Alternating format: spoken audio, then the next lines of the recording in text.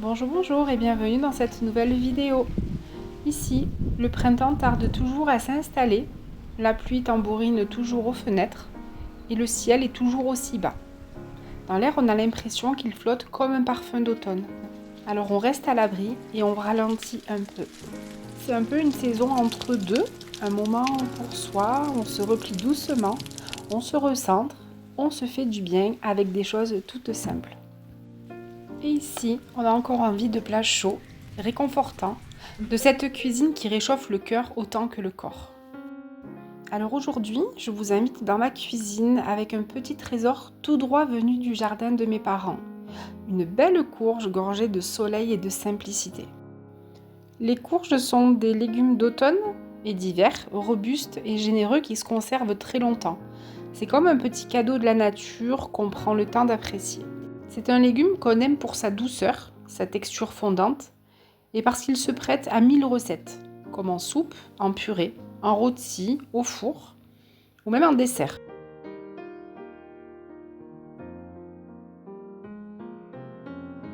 Pour cette recette, j'ai tout simplement décidé d'utiliser un lit de pois chiches et mettre ma courge dessus et faire cuire tout simplement au four. Donc si vous utilisez des pois chiches en boîte, gardez bien l'eau de cuisson. Je ne sais pas si vous connaissez cette eau qu'on appelle l'aquafaba. L'aquafaba, c'est donc l'eau de cuisson des pois chiches. On l'utilise comme substitut végétal au blanc d'œuf dans le régime vegan pour faire par exemple des meringues, des mousses, des mayonnaises sans œufs. C'est aussi une alternative saine et économique, pratique aussi, idéale pour les personnes qui sont allergiques ou tout simplement végétaliennes. Donc que vous soyez vegan ou pas, si vous voulez tout simplement tenter de faire des recettes un petit peu originales et changer de l'ordinaire, la guafaba est pour vous.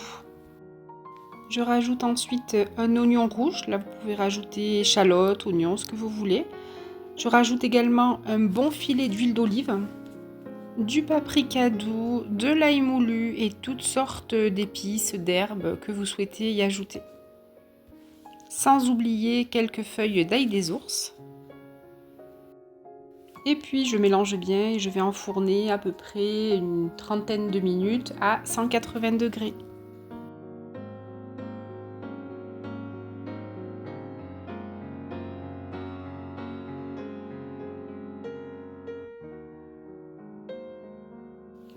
Une fois cuit, on va pouvoir le manger chaud.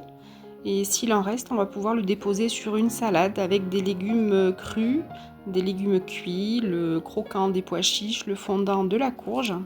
On se demandait qui mangeait le cactus. Et bien voilà le coupable. Et alors? Allez, file, tu vas ailleurs. D'accord? Allez, viens Coco, viens. Hop, je te mets ailleurs. Sinon tu vas tout manger là. Allez. Hop, hop, hop, hop, hop. Voilà, allez. Un autre vilain. Merde-le ce petit vilain là. Elle est tout molle la coquille. On va te mettre avec ton cousin. Comme ça caille. Allez, tiens, te mets avec ton cousin. Hop là. Voilà. Allez, bon vent.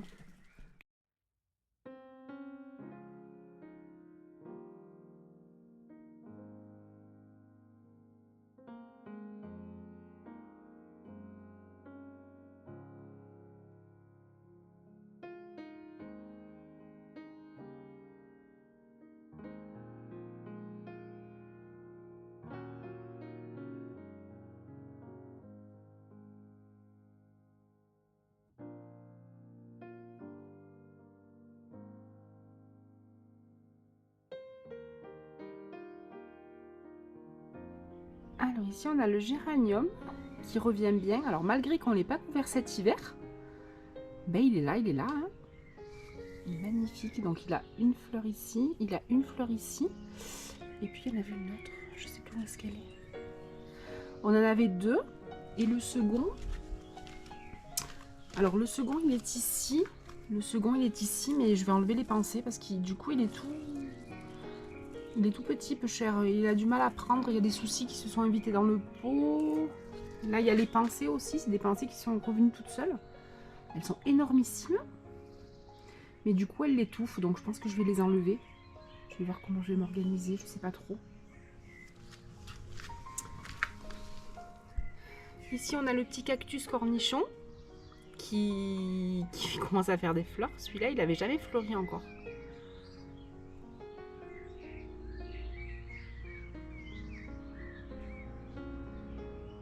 C'est un petit... On avait récupéré un petit cactus.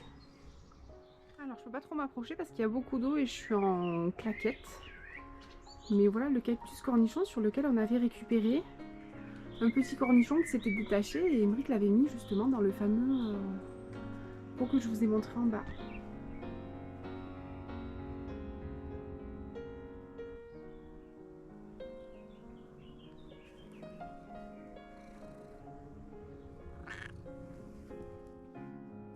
Ici on a les orchidées qui vont fleurir aussi. C'est des orchidées bouc parce qu'elles sentent le bouc, elles sentent très fort. Je vous en avais parlé dans un vlog précédent. Et là, il n'y en avait qu'une, il me semble, l'année dernière. Et là, on en a une deuxième à côté. Mais alors, elle renifle. Là, on ne s'en rend pas compte encore, mais après, ça sent hyper mauvais. Voilà, elles ne sentent pas encore.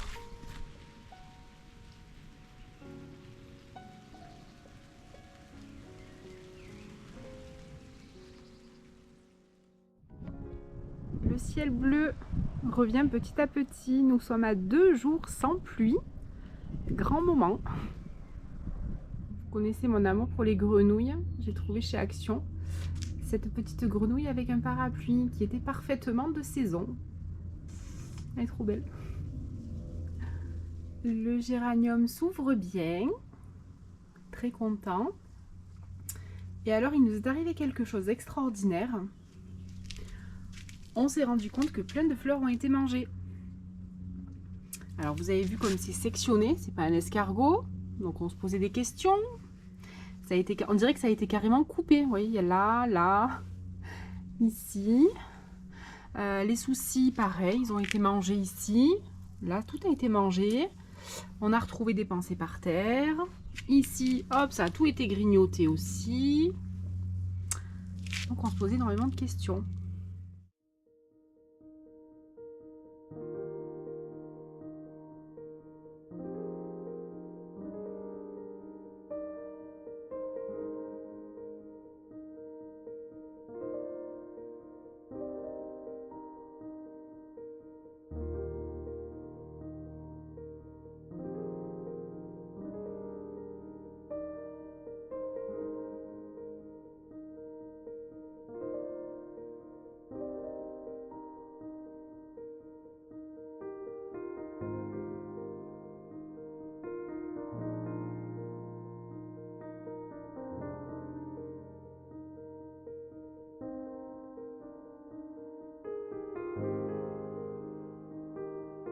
Du coup, il a déplanté certaines plantes de devant pour les mettre ailleurs pour que elles ne soient plus trop mangées, notamment les Délosperma.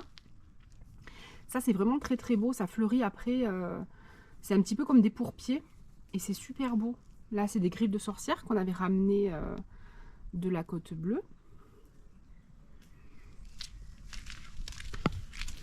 Ici, on a notre petit ail des ours qui se maintient. Hein, il est pas mal. Il est pas mal. Émeric en a replanté un petit peu là.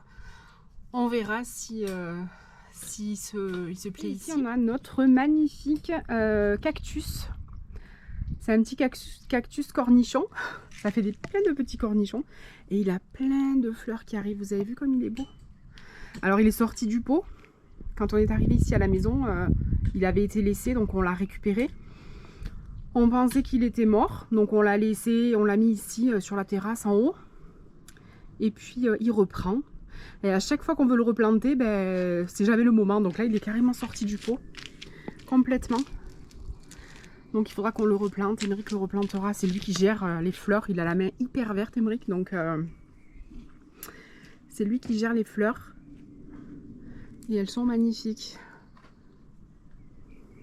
Elles sont trop trop belles. Regardez celle-là comme elle est belle. Oh là là. Les cactus font des fleurs qui sont merveilleuses. Donc là, on avait des petits cornichons qui étaient tombés. Donc on les a replantés en bas devant. Ici, on a le chèvrefeuille qui timidement commence à fleurir.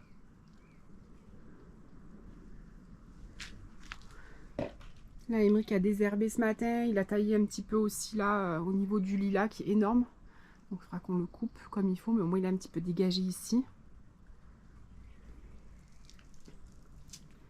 Alors, nous avons ici monsieur qui est en pleine plantation. Là, je sais pas ce que ce sera une surprise.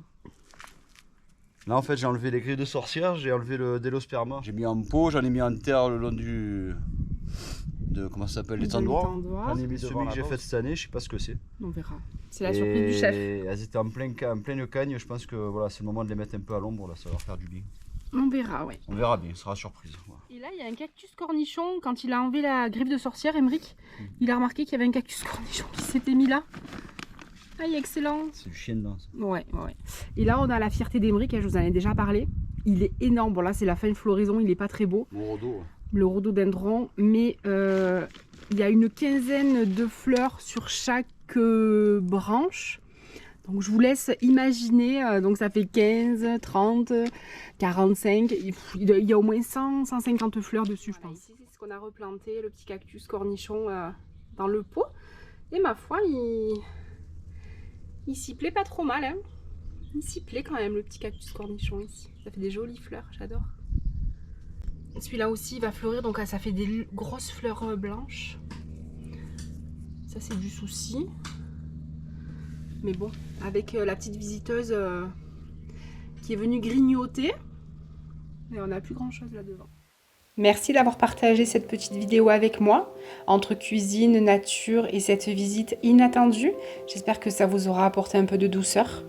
Vous aussi, vous avez déjà eu des rencontres comme ça avec des animaux sauvages, en caméra ou face à face? Dites-le moi en commentaire et si vous avez aimé cette vidéo, n'oubliez pas de liker, de vous abonner et d'activer la petite cloche pour ne rien manquer.